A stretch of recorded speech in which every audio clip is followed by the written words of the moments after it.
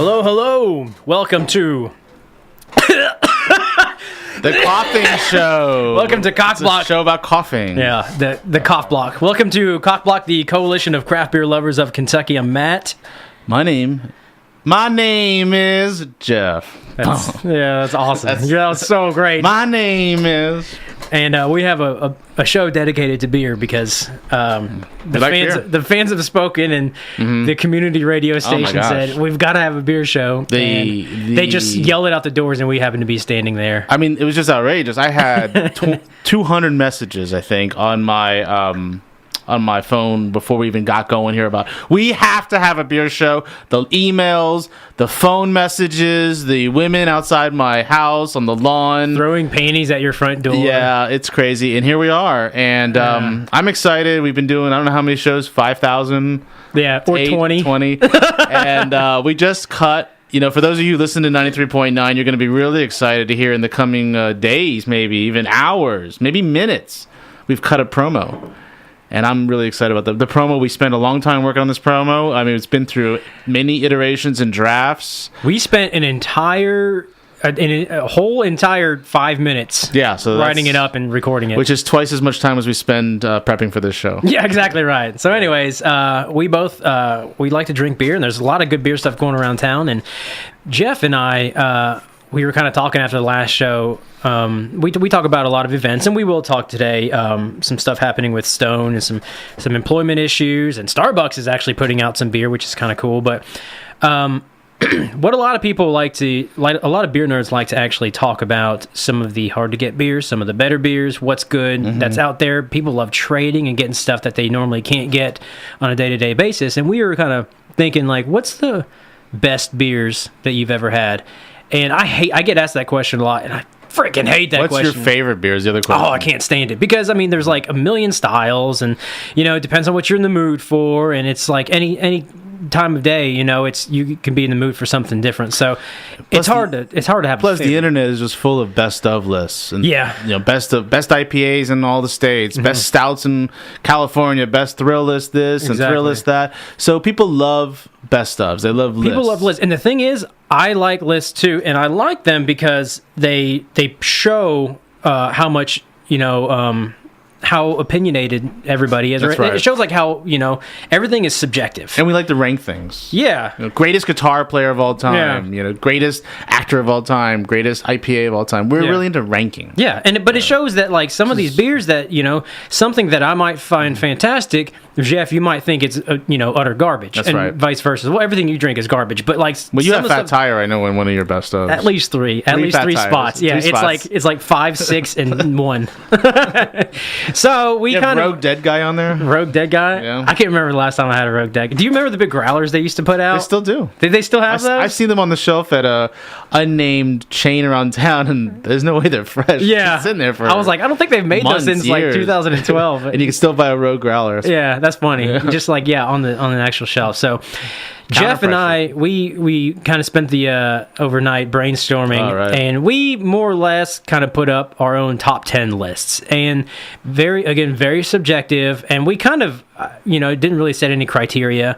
Again, it's really hard to just say, like, these are the 10 best beers I've ever had, because some of them are, you know, I like them for different reasons, and if I just did, like, you know, the top... you can't do a top 10 best beer list that you've ever had for an individual, because it end up being like 50 beers long, honestly. Right. I mean, it's just after 7,000 beers, I just don't know where to start. Yeah. So I picked a certain kind of strategy to organize my thinking that I thought would at least, while it might not reflect what I think today is the best beers I've ever consumed, over time, they've seemed to have taken this kind of place in my imagination, and obviously they're not. It doesn't match what I imagined today. Exactly. But that was important because I can then talk about them in specific ways about why, whatever motivated me to think of it that way. So I'm going to use my RateBeer top 10 rated beers. So these are literally the top 10 highest rated beers you have had on RateBeer. So RateBeer's probably, like, I think they're all the same, right? They go up to 5, right? Okay. Except for Spinal Tap. Nobody uses RateBeer, Goes so up you to got 11. to tell me. What does Untapped go up to? Oh, it's stars. Untapped is 5 stars. 5, yeah. Okay, so it's Beer Advocate's like 5 too, right? So RateBeer has. Beer Advocate's not 5. It's not 5. You can go higher. Well, no, than 5? it is. I'm sorry, it is. But the actual the aggregate rating is like 100. But anyway, right, and they do the same thing here. Yeah, So that's the right, beer yeah. might have an aggregate Of rating course. overall of 98. Yes, exactly. But your individual it's up to 5. rating yes. is up. So 5 is the magical number for rating beers. Yes. So How do you want to do this? Do you just want to take turns, or do you want to do your entire? do you list? want to start at 10 and work your way up to 1, or start at 1 and work your way down 10? Here's the way I did it. My list, I was going to try to actually rank them in the list, but I decided to go against that because it's still unfair. Like, even in my top 10 list, like, there's some stuff on there. Like, I kept flipping back and forth, and I was like, well, I like this one, but I like this one, but it depends on if I'm in this mood. So I actually ranked mine in order of easiest to get I see. to hardest to get. Access. Yeah. Access. And because I think that's what people, they don't Nice. want. Yeah, when I get to the very end of the list, and if I pick a shelf turret, they're going to be like, oh, womp womp. Like, nobody wants to hear that. So do you want to start with easiest access? I'm going to start with easiest access. The easy one. And we'll go from easy there. How's that lover. sound? Start with the easiest. Does that sound good? Yeah, I'll start with number. I think parallel for me then would be to start with number 10. Okay, perfect. Right. You go first. Oh, I go first? Yeah. So coming in at number 10 on the top 10 Jeff RateBeer ranked beers is actually, I think, a really good beer. It's still Okay. in my vocabulary, and this would be Russian River Consecration. Oh, Which- okay. Out of 5, I gave That's a no, that's not the yellow label. That's the red label, right? Consecration? No, Or is that blue? that's blue. Okay. So, no, excuse me, that's brown.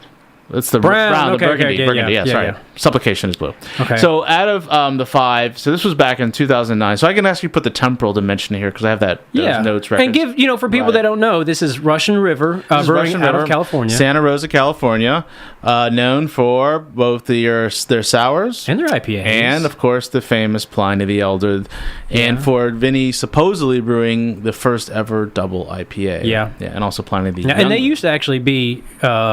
they actually had their ground started as a winery, didn't they? Russian River was it still a winery? Are they still a winery? I don't He know. opened, so they had opened the brewing at the winery. It was part of the winery, and he bought the name from the winery. Gotcha. And so it could be his own. So Yeah. I guess they had to give it up. And so then they brewed Blind Pig, which is supposedly the first double IPA yeah.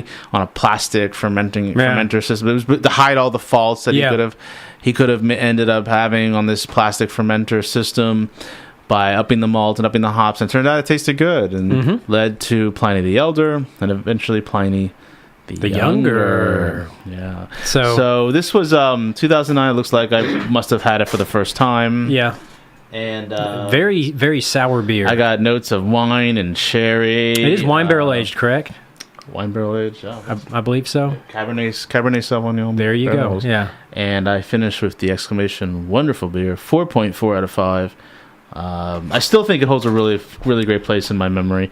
So that one, I have no disagreement of having once thought of this as a wonderful beer. That's a very good sour beer. I remember, ordering this stuff. Actually, I remember back in the day, it might have been this time, being able to order supplication, consecration, I think deviation online all at the same time. No, it wasn't deviation, it was beatification. Beatification, I was able to order it online from Joey's South Bay Drugs and Pharmacy. You know this place? No. So this was like for early beer nerds, maybe in the mid-ish 2000s. It was a drugstore in San Diego, California that had this amazing beer selection, and they shipped. But the only way you could find out what they had that time is you would get an email. Yeah. And it would say, oh, we got this. And that's actually how I Pliny the Elder the first time, because... There's a few places that still do that nowadays, even though we have internet, but yeah. And it was the first time ever bottling of Pliny the Elder, and you write back real quick. You type back, okay, I want 2 bottles, and then I'll fill out the rest of the 6, whatever it is, because you have to have 6 in a shipment. Sure, yeah. And so back then it was really easy to order some of this stuff. Now, I remember beatification trading really heavily years later, but I was able to order it online and get it that way. That's funny. So... Really, Three Sisters. That's a great beer. Wonderful beer. Out of all the sour ones they put out, I don't know if that would be my favorite out of the series. Well, it's interesting because my Instagram is supplication. Yes. Yeah, it's not consecration. True, yeah. And so is my home network. That's some deviation. It's called supplication. Yeah. So I wonder why. Yeah. Well, that's a good one. That's a very good beer. That's a good. So we're 1 for 1 maybe on this one. Okay. Well, I don't know what you think of this one. All right, Fat Tire, here we go. Fat Tire. My number 10 beer, very easy to get. This is actually readily available anywhere. And you're basing this again on like an internal ranking system? This beer, honestly, I think it's phenomenally made. Just saying, I think period. Okay. Yeah, no qualms about it. I think it's just an exceptionally made beer, and I think a lot of people agree with me, and I think it's easily overlooked because you can get it anywhere. My number 10 beer you can get anywhere, even right now, is Unibrew La Fin du Monde. La Fin du Monde. Yes, Belgian triple, I had a feeling color. This was going to come up on your list. 9% beer. I love that beer. It is absolutely fantastic. Very well made. Great sipper. Not too strong. Extremely well balanced. Every once in a while, there's a couple beers. Actually, my next one after this is another one that's easy to get. And these two beers are like the only two beers that, just randomly throughout a month, I'll just grab a 750 or a couple of small bottles, and I'll just keep on hand in case the mood strikes. So you still buy it? Oh, all the time. Yeah, not constantly. I don't have 6 packs, every single day. A couple times a year, maybe. Yeah, even more frequently than that. Yeah. My next beer, I actually always keep a bottle on hand. Period. For whenever I'm in a good mood. Can't remember last time I bought a beer from them. Yeah, and they're so easy to get. They're everywhere. Canadian brewery that probably, they beat a lot of American breweries. Owned by Sapporo now. Yeah. But we talked about this thing by amongst ourselves last week, and for me, if I had put it on my list, which it's not, it would have been Trois Pistoles is one of those early exactly. Unibrew beers that I was really drawn towards and liked a lot. Yeah. They're honestly all their stuff is fantastic. I haven't had anything that I've just hated. Yeah, we don't hold it against them that they're from Canada. No, that's all right. Stupid Canadians. They always pretend like they're not Americans. Yeah. What's up with that? Canada. They are Americans. Oh, Canada. No difference. So, anyways, I've that one's always got a place in my heart, no matter if they sell out or not, unless they change the recipe up and it becomes garbage, obviously. But no, they're still always good. Always getting a little bit here and there just because the stuff's good. So that's my number 10. That's awesome. Move on to your number 9. So number 9, which is actually something I had this year. Okay. And it should be higher probably on this list compared to what's going to come after it. It is a really good beer as well. It's the Three Fontaine Armand. Yes. Haute Gueuze Lent. Yeah. Lent. Okay. Which season is that? Is that spring? It is. They do different seasons, right? This is, I think it's pronounced Dre Fontainen. Yeah, the Dre Fontaine. This is the Armand Haute Gueuze Lent. Okay. So it's a Lent one. I think that's spring. Maybe it's fall. I don't know. I don't speak. That's Canadian too, right? Is Lent a season? I don't know. I just know a little bit of French too, and I don't know that. But that is, I mean, that one I had here in town thanks to a friend of ours who brought it to a tasting. Share, to a bottle share. It was meant to be like kind of harder to get. Yeah. Beer. Oh, yeah. This was the theme of the bottle share, Wales. Mm-hmm. So, by Wales, you mean very hard to get beers, and this is obviously one of them. Now really that is a beautiful beer. Is that a straight lambic or is that a blended goose? I think their stuff is all blends. Is that right? 1, 2, 3, and 3-year-old lambic. Okay, so it's blended. Okay. Yeah, well, goose is blend. Yeah, it's always a blend. So, just a beautiful beer, and it's one of those beers that I don't even know sometimes how to explain that kind of funky, appley dryness that is just so lovely. Yeah. It's and that is a pretty funky one, right? Yeah, and I don't know if you can buy these in the States. I think you got to get them like online or trade. I've seen them pop up on some of the online shops. I don't know if I've actually had that one. I'm trying to look it up right now. Yeah, so this is just one of those things that I don't even know how easy it is to get in Belgium. But from the bottle shop, from the Belgium in a box maybe, or the Mikkeler bottle shop, I don't even know if he carries it, you might be able to find something like this. Yeah. I haven't had any of those. No? Any of the seasons, no. I know our buddy Will Weber's, he's had quite a few. So that's where I got it from. I figured it That's was. how I tasted it. Yeah. He has a really nice collection. He does. We need to get him on the show. So that's a good one, man. No, that's great. I'd actually would. It probably should be higher than number 9. I mean, when you hear what's going to come after, you're going to be like, what? But yeah.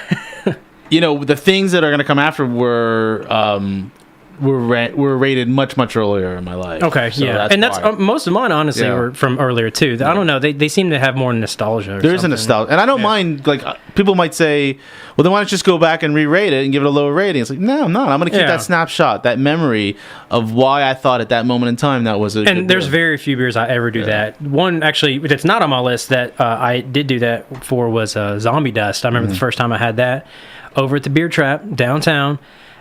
Before it was ever in bottles, before anyone knew what Citra hops were, I tried this, and I think I gave it like a 3.5, 3.25 out of 5. I didn't dislike it. I was like, it's pretty good.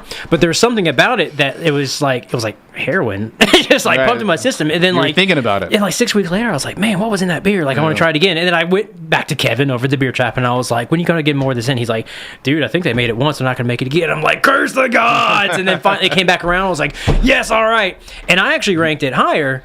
But because I've had it so much, and everybody uses Citra now, and it's very ubiquitous, I actually did decrease the rating just to something a little bit more average, just because there's very similar things out there. But at the time, nothing was like it. There was no Citra pale, hoppy pale like that, and now they're everywhere. So my number 9 is actually another shelf turd, womp womp, but this beer, Fat Tire.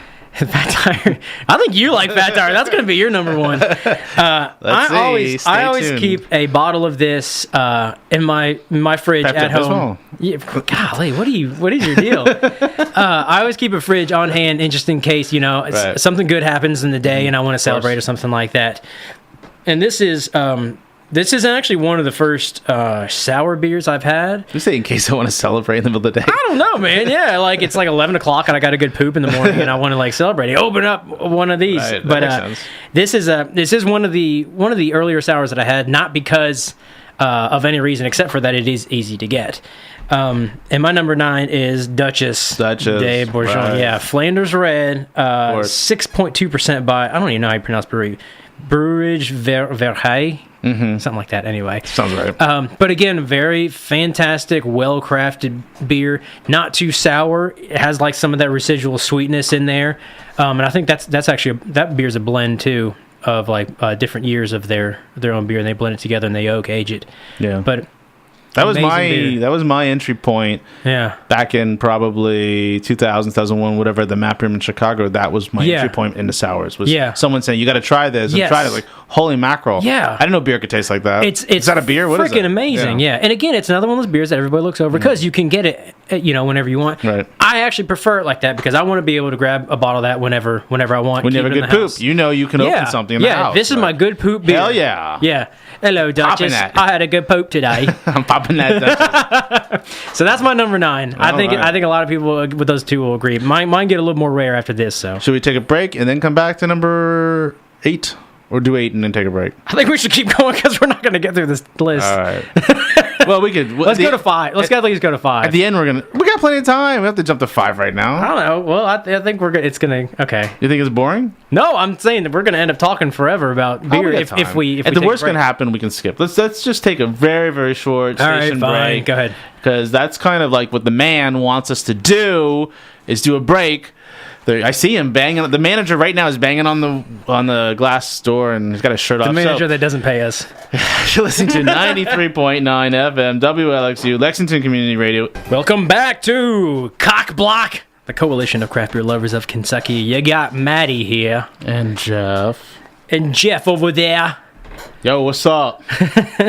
And we are actually, you're listening to a show about craft beer because that's the only thing that matters in this world.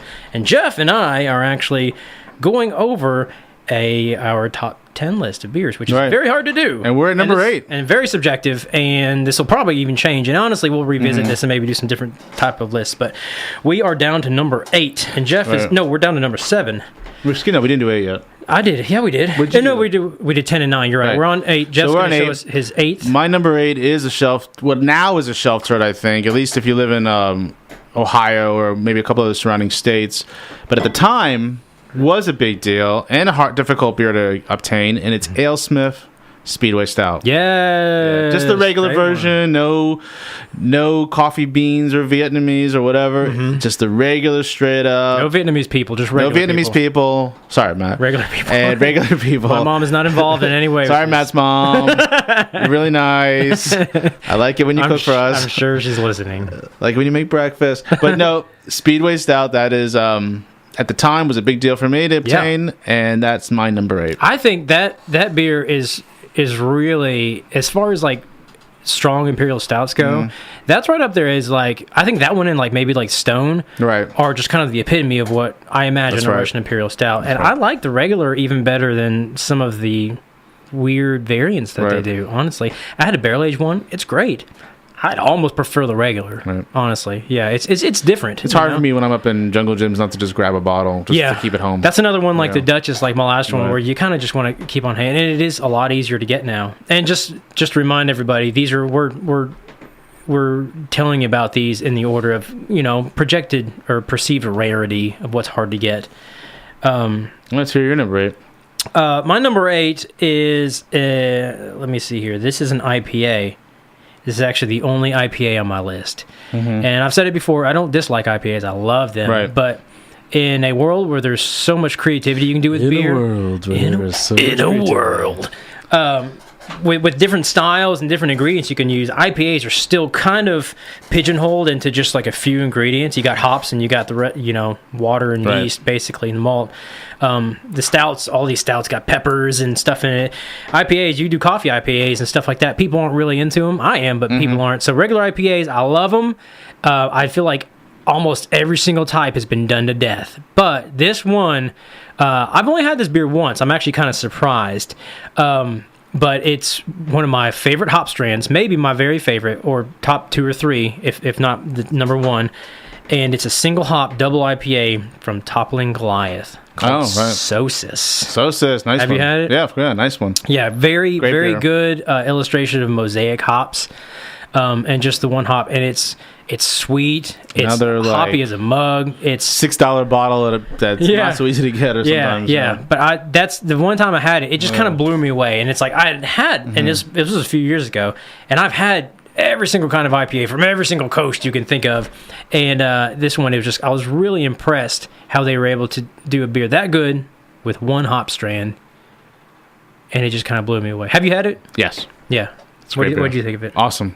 I love all those hoppy Toppling Glass. Yeah, I don't know how often it comes out, but I think it's annual. Yeah, I think it's an annual release. They're all nice. I need to get some more of it. So that's my number 8. Right. My number 7.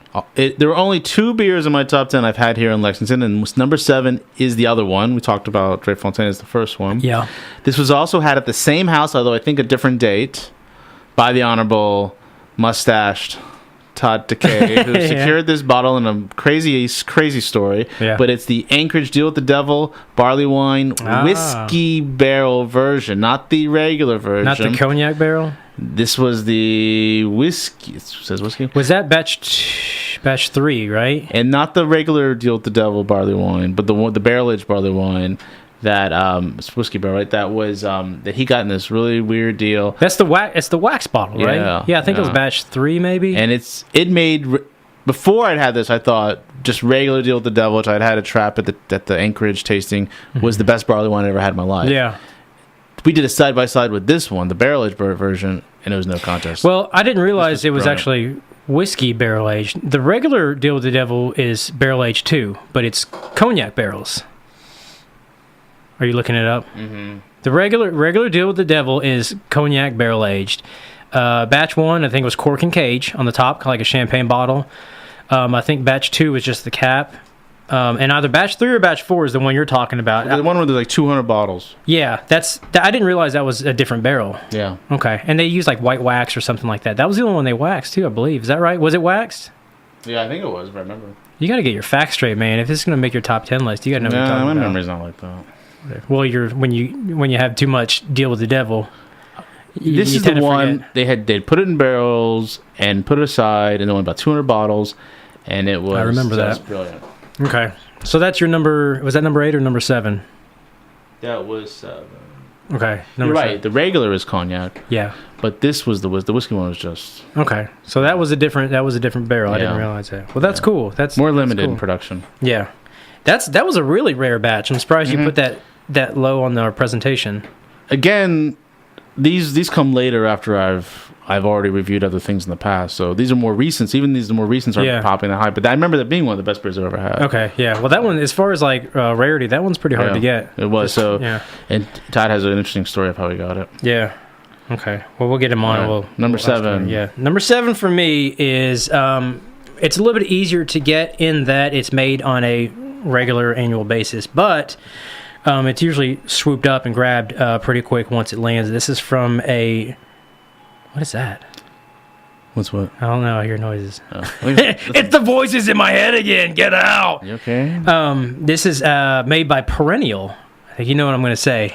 Yeah. Abraxas. Yeah, this is one of the best like flavored stouts, chili stouts. Which there is actually a few chili stouts on my list. So it goes to show that I really like the recipe. According to most of them, is peppers, cinnamon, vanilla, cocoa nibs. Some like it hot. Yeah, and this one's a very good balanced one. Extremely thick, very full flavored beer, just amazing. Anyone that's had Abraxas from Perennial will tell you that it's just an amazingly fantastic beer. And I don't think you can. It's not just you can't just get it on the shelves, but it comes out every year and it goes pretty quick. But if you have not had that one, I would definitely put that near the top of your list as something to try to get because it is easier to get than a lot of stuff, and it's completely worth it. Absolutely amazing. So my number 6 was from a brewery that I used to just be in love with, and I once had when I went to Portland, Oregon. I thought I was going to go to the brew pub, but it was closed for renovation, so I didn't get a chance. Next year, if I have a chance to go next year, I'm going to go straight to this place. This is back. I ordered this in 2007. It looks like from my notes from a bottle shop that I don't even think exists anymore, called Bottle Trek. Okay, and it's Hair of the Dog Fred. Which yeah. It's just the Hair of the Dog barley wines are so much different than anything else you could ever experience. Where there's rich notes of tobacco and chocolate and coffee. I mean, all kinds of great things that come together. So incredibly delicious. They're 12-ounce bottles. We used to be able to buy some of these. I don't know about Fred, but some other ones in Indiana. Yeah. And it's one of those beers also I just kind of wish I could just have again because my memories are so wonderful for Hair of the Dog. I love Hair of the Dog. Yeah, this is it's funny. This beer, I've had this beer. I've had it once before, and this is proves my point eloquently about these beer lists being subjective. It's a good beer. I will agree with you. Here's my review from 2013. Boozy and effervescent, grainy, Belgian in influence. I like it, but you might as well get 2 Le Fin du Monde for the money. Wow, you were really in that Le Fin du Monde. I know. This is from 2013, though. Wow, 3 years ago. Yeah, this is 3 years ago, and that's funny. That was my comment on there. And it is a good beer. I kind of remember it. Honestly, I barely remember it, but that just shows how subjective these things can be. One man's gold is another man's poop or something. Isn't that a saying? What was the thing that Grateful Dead said? One man's treasure is another man's fun. What? Yeah. Is that a thing? Saint Stephen with a rose in and out. So Hair of the Dog Fred, huh? All right. Yeah. Did you ever try what was that really rare one? Dave? No. From Hair of the Dog? It was of course not. It goes for $2,000 a bottle. Yeah, exactly. Didn't they do for they released a couple times, didn't they? Yeah. Well, he supposedly, it wasn't made a couple times. He had, I guess, he did some of the bottles he had found laying around, and decided to put them up for auction. But he did multiple releases for a benefit or charity. Yeah, it was an auction. So you're on your number 6. My number 6 is a little harder to get. It does land around every once in a while. This is another international beer. It's a sour beer. It's from a brewery that Corona. What? Oh no, sorry. Hey, this is from a brewery that anybody that's into beer is familiar with the name. It's from Cantillon. And this is probably not the beer that you think I'm going to say. Out of all the ones that you've had, it's stuff that lands in the bottle shops. What do you think I'm going to say? Iris? No. Goose? No. Saint Gilloise. Oh, Cuvée de Champions. Right, yeah, which they actually changed the name, but there's just something about this one. I don't know what it was. It's not fruited. It's just a dry hopped lambic. I believe it's a lambic. Yeah, 2-year-old dry hop lambic. Not fruited or anything, but there's some nuance about this beer that for some reason it's for me it was set apart from the Saint Lambenis and the Vigneron and all the other, wine barrel aged and fruited, the creeks and stuff like that. I think this is one of the best beers that they put out, in my opinion. Cool. I've never had a BlaBeer. I'm never going to get to try a Don Q from Cantillon, but out of all the stuff that has come out that people have had, and I've had quite a few from them. I think that's a very, very good one. It's a good one. Yeah. So we're on, for those of you keeping track at home, we're on number 5, I believe. Yeah. And my number 5 is a beer that I don't even think about. It's not really in my mind. I'm not thinking about this anytime, in fact, but I can see that it was from 2005, which means I was still living in Michigan. And even in my notes say $18 a sixer. So I was at the time still You're like, screw that. Young assistant still an assistant professor, so with limited funds, I think. That seemed like a big expense to me. But it's Bell's Batch 7000, which was the Imperial Stout. Wow. In the batches. And I give it a 4.5 out of 5, so it means I really liked it back then. Yeah. And it was high on my list at that time, Bell's Batch 7000. 7000. I don't know if I haven't had that one. Definitely have not had that one. I think I still have some 8s and 9s in my house. 9, and honestly, 9's the earliest one I've had, I think. Wow, that's going way back. So what did you think of that one? So memory, I can't tell you. I can always say, looking at these notes, that I thought it was a great stout, and I really liked it. But I was really into Bell's, and Bell's will make another appearance on this list for me. Okay. That in those days when I was living in Michigan, Bell's was my jam. Yeah. Yeah. That was I believe that. That makes sense. I'd say that for anybody that's living in Michigan. Bell's Batch 7000. 7000. Going back in the day. Surprising everybody. The crowd is going crazy. Cinderella Story. Bell's makes it into the top 5. They're either going crazy or they're like raising one eyebrow. Like, oh, really? Okay. Someone's pooping. Someone. I had a good poop. Open up a Duchess. So, what are we on, 5? 5. You're 5. I'm sticking, again, my presentation here is order of rarity, not necessarily quality, but I know people want to hear, the rarest beer that I enjoyed in my top 10 list towards the end. So, this is about halfway down. This beer just came out, I think, 2 years ago. The first one did. Right. It was an aged one. This is another lambic. I guess this is another goose. My number 5 is Tilken Squared. Yeah, great. That is an amazing. I think I've got one 375 milliliter bottle left in my cellar. It should be on my list. I don't want to open it because I don't think I'll ever see it again. But it's just such an eloquent, fantastic, beautiful, funky, dry, very well presented sour goose. Absolutely amazing. For me, as far as gooses go, that one I think really blows everything else out of the water. St. Gilwall, any Cantillon I've ever had, any Driefontein I've ever had, I think that is the epitome of goose for me. I think that's about as good as it gets. It's well crafted, it's a well crafted beer. Very good one. I would love to get my hands on more as much as I can. If anybody out there sees any, find me on Facebook and let me know. Tag me on Instagram. Tinder, maybe? Yeah. Yeah. Are you on Tinder? I'm COCBLOK on Tinder. You're constantly swiping. Yeah, I'm getting the wrong kind of people on there. Seriously, find me on Instagram, COCBLOK, Twitter, COCBLOK, COCBLOK. Right. I would love to get some more of that stuff. It's absolutely amazing. So coming in on my number 4, making a return appearance on the list, kind of indicative of my mid-2000s fanboy Russian River stage, is the one and only Russian River Supplication. Which I named my Instagram after, my first Instagram account after Supplication. You got 2 beers out of the same series. Yeah. You must really like Russian River. I used to be a big Russian River fanboy. Matter of fact, when we went to California on my 40th, and landed in San Francisco, the first thing I did was we drove straight from the airport to Russian River, hit every damn light in San Francisco on the way. I'm losing my mind. I gotta get there. The whole place is gonna burn down before I get there. Garmin is taking me through all the traffic and the stoplights, and I think it's only 40 minutes away. It turns out it's an hour and a half away, so I'm losing it. My wife is looking over at me like, "What the hell have I done?" Telling this guy we can go to California for his 40th and go right to Russian. So that was the very first place I went. Almost 7 years ago, and although I am 63. Yeah, exactly. No, you're like 84 now. Yeah, but just one of those classic brown ale sours that I think really inspires a lot of people when they taste it for the first time. I tend to like the darker color sours too. I think they got a little more residual sweetness to them. So not necessarily, but I feel like they do. So yeah, so you got 2 sours from the Russian River lineup. That's pretty good. Their stuff's good. None of the beers made my list, but it's good. Yeah. All right, take it. What are we on? You're on number 4. Okay. This is actually my number 4.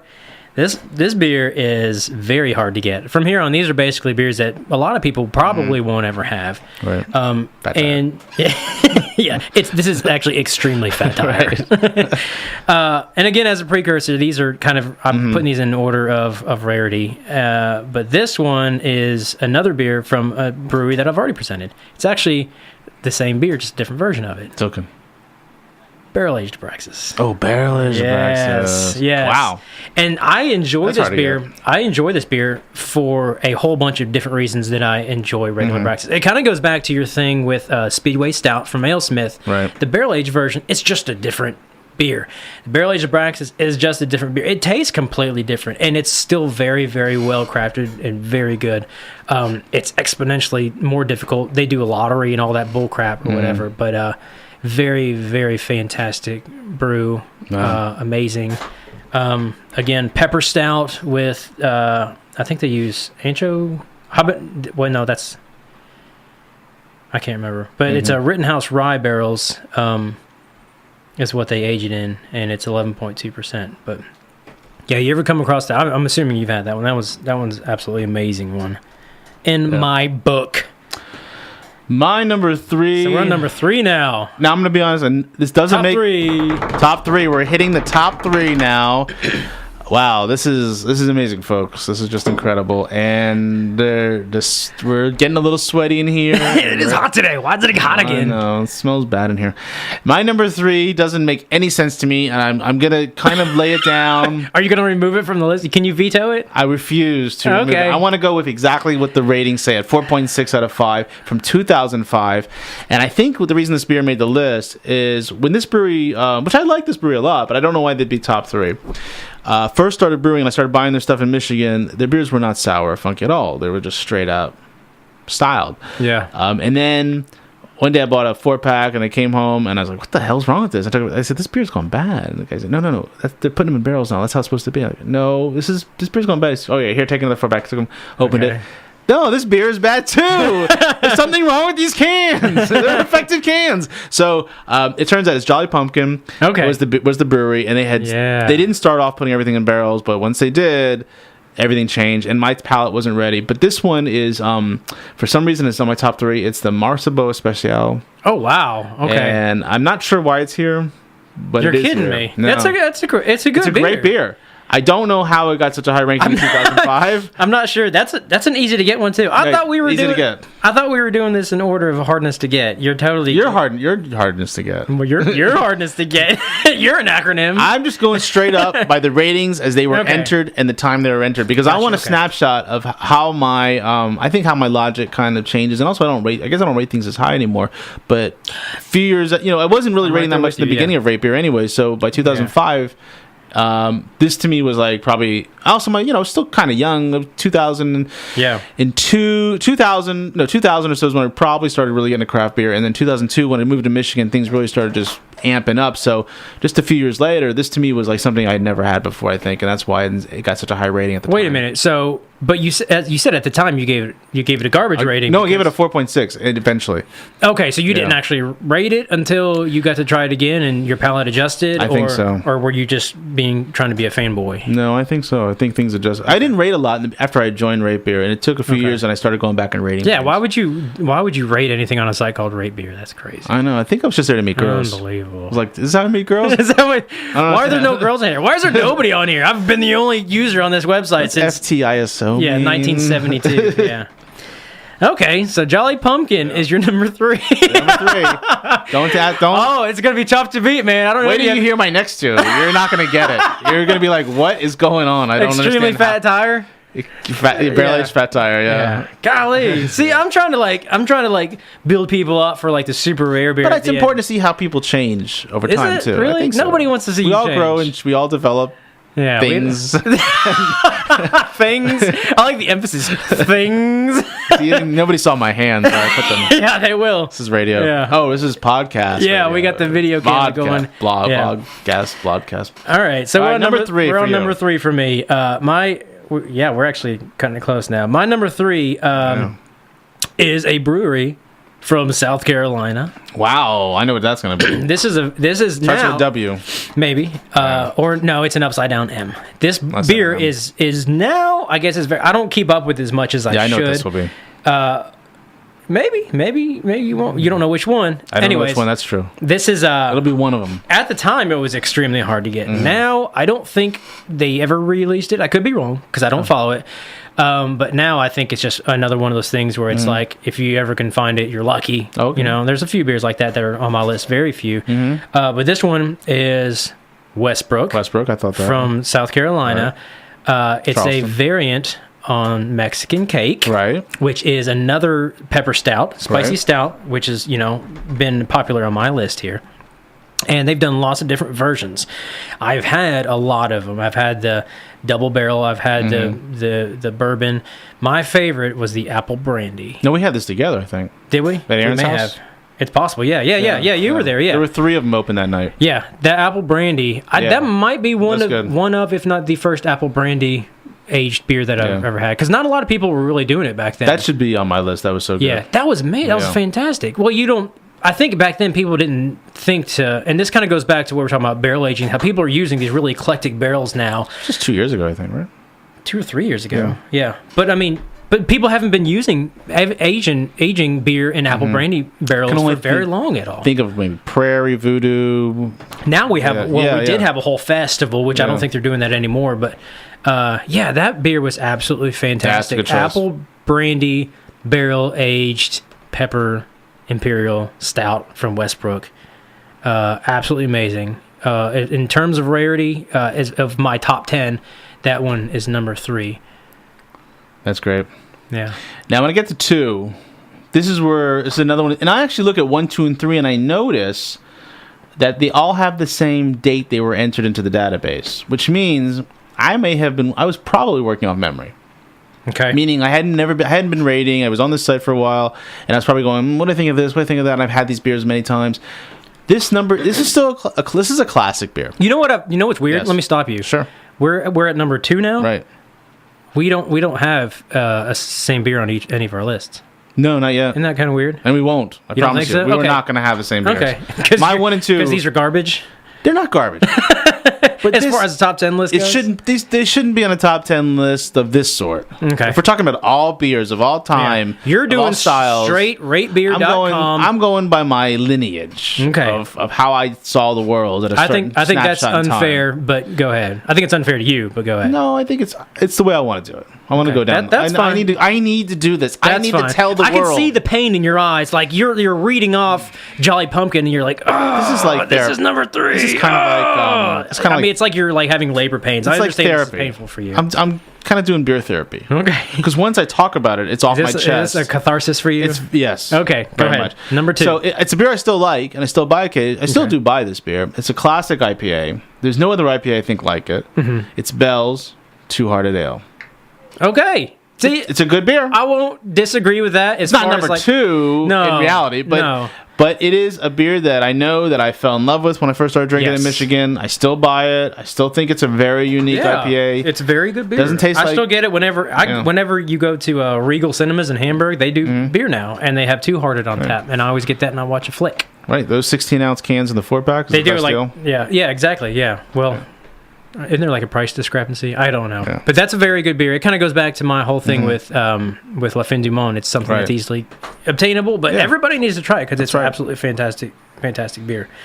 Number 2. Number 2 for Don't mine. take a number 2. Yeah. I had a good number 2. Let's open a Duchess. My number 2 is... I actually moved this down to number 2 because it was number 1 as probably one of, if not the hardest beer to get, period. But they're actually doing a new release soon.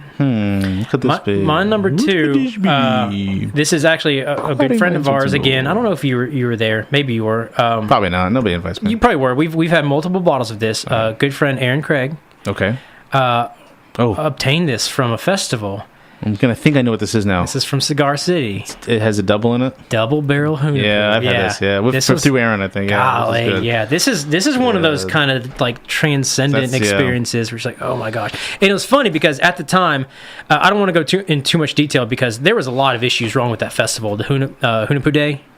Yeah, this was the riot one. Yeah, this is one where people were flipping out. I'm gonna talk about this in my writing class this week. You're going to, or you? Yeah, did? we are going to talk about. Okay, that. yeah. Talk about nerd culture. They oversold their tickets for Hunapoo Day. They sold twice as many tickets as they actually realized that they had, that they were able to accommodate. They released Double Barrel Hunapoo, and they didn't put any limits on it. Right, and it was counterfeit tickets too, I think.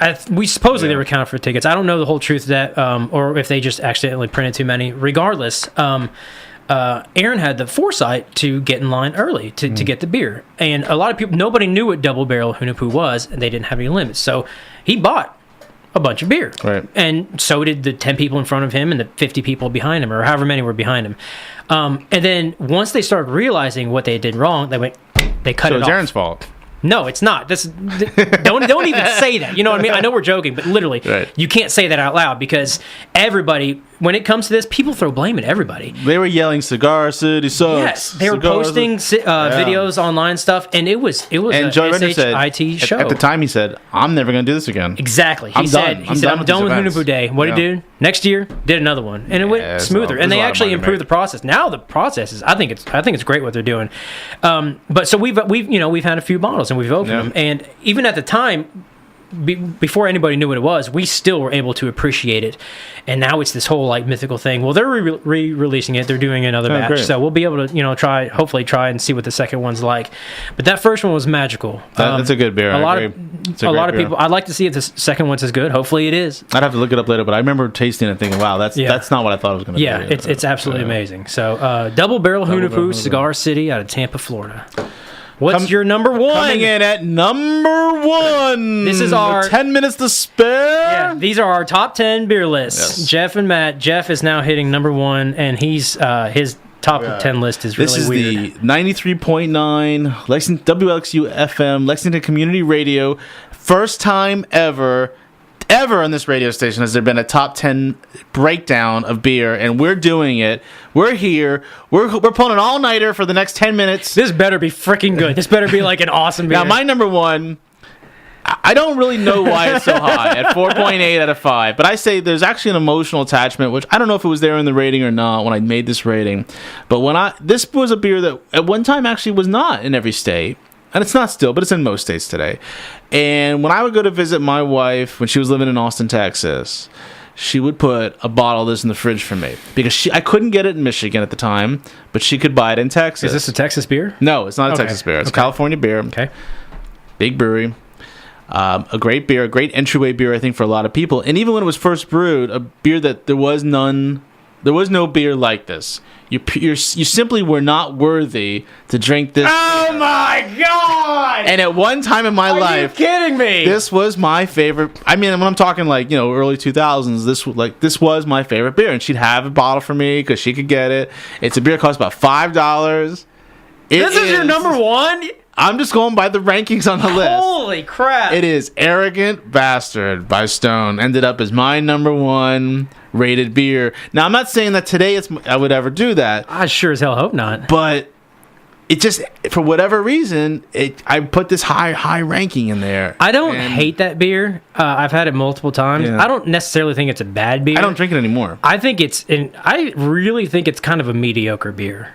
Honestly. But you know what? For all the barrel aged versions, first time, yes, there was nothing like this. And when they brewed it, it was an accident. Yeah, aggressive thing. Yeah, I could see that because nobody was doing double anything back then. But now, I mean, even in my book, which will be out next month, I talk about the idea of the misrating when you rate something because you just don't have the knowledge. You don't have the social knowledge to participate in the community thought. You just think, well, I tasted this, what it tastes like. Yeah. And this was bad, this was good. I think for me that it ended up number one stems from that time period of my craft beer life where I didn't have that kind of social knowledge, that kind of beer knowledge, that kind of community knowledge to know what is what. Yeah. And plus some other emotional attachments to it at the time. I can't even take you serious as right number one beer. But you gotta look at it from the perspective of time, right? You gotta look at it of growth, of snapshot. You're trying to justify this rate beer list that you've already bashed. I think I won't go back and change it because there's no way I'm going to say this is the best beer ever. There's no way this is the best beer I've ever had. I know what you mean. Absolutely not. I mean, I can think of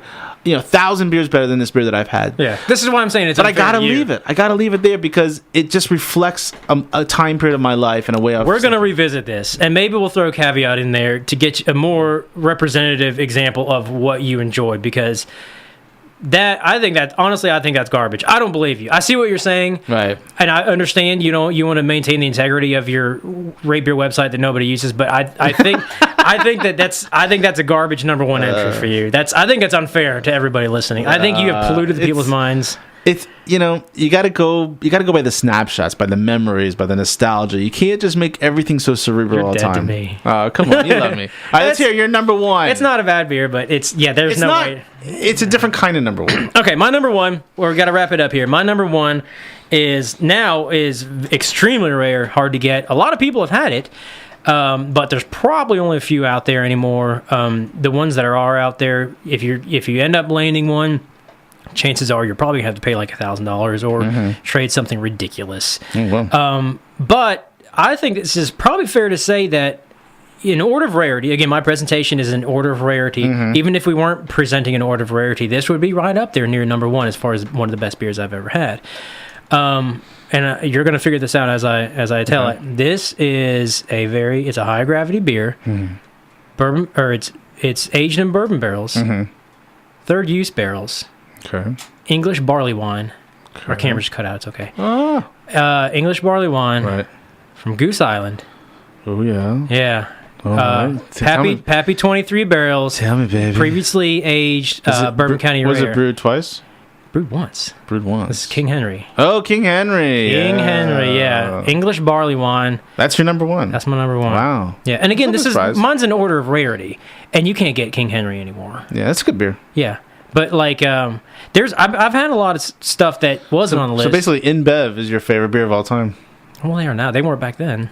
You like InBev. You like InBev. You like InBev. I've had a lot of beers like we talked about the St. Louis trip. I've had the Kentucky brand stouts and all the other crap, but there's a lot of beer out there. I think it just goes to show that there's a huge amount of hype behind a lot of this stuff, and I think King Henry, for its day was extremely exquisite. No, it's a great beer. I think it still is. Wow. So this is it. We've done it.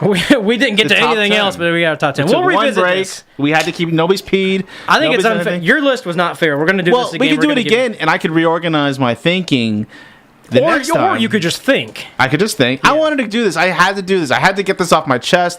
I had to talk about why Arrogant Bastard is still my number one beer. You're trying to justify for all the wrong reasons. Whatever. But listen, hey, we've said a lot, maybe too much. It's been real. It's been stupid. It's been real stupid. You're such an arrogant bastard. It's 93.9 FM, WLXU, Lexington Community Radio.